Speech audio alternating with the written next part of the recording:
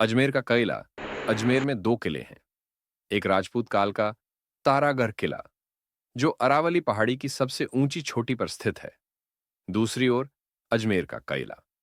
इसे अकबर या मुगल का किला या मैगजीन या दौलत खाना के नाम से भी जाना जाता है।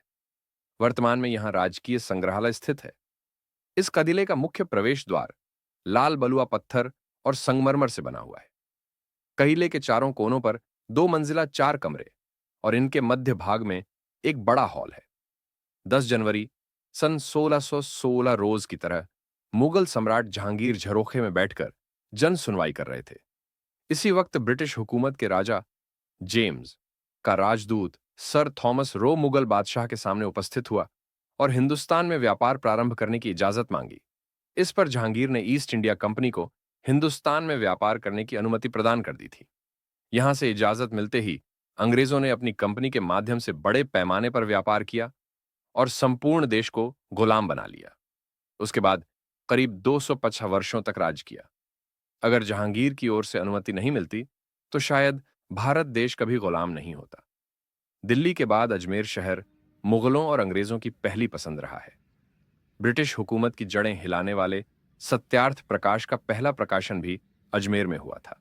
इस प्रकार की कई घटनाओं की दुर्लभ जानकारी आज भी अजमेर के राजकीय संग्रहालय में संरक्षित है।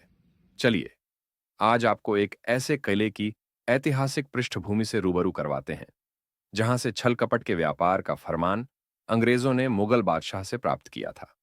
जी हां, अजमेर के गोल प्याऊ के सामने स्थित इस किले के प्रवेश द्वार की एक खिड़की ने भारत देश को गुलामी की अंधेरी खाई में धकेल दिया था। ये अजमेर का वही किला है, अजमेर के राजकीय संग्रहालय में संरक्षित है। चलिए, आज आपको एक ऐसे किले की ऐतिहासिक पृष्ठभूमि से रूबरू करवाते हैं, जहां से छल कपट के व्यापार का फरमान अंग्रेजों ने मुगल बादशाह से प्राप्त किया था। जी हां, अजमेर के गोल प्याऊ के सामने स्थित इस किले के प्रवेश द्वार की एक खिड़की ने भारत देश को गुलामी की अंधेरी खाई में धकेल। इस संग्रहालय में क्या-क्या चीज़ें रखी हुई है, ये तो जैसे भाले, कटार, मूर्तियाँ, वो सब आज इस वीडियो में देखेंगे जो आप सामने देख रहे हैं।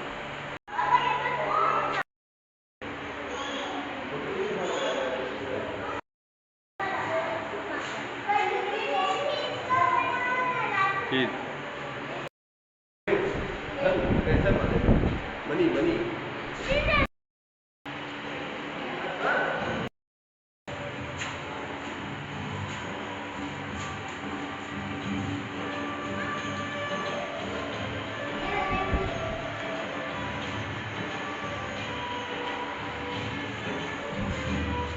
ओहो,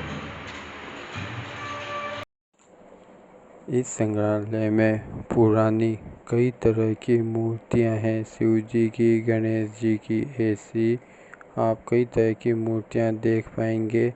इसके अलावा पुराने सिक्के और पुराने हथियार और औजार, पुराने जो भी चीज़ यूज में लेते थे राजा महाराजा, वो सब आपको इस संग्रहालय में मिल जाएंगे देखने के लिए।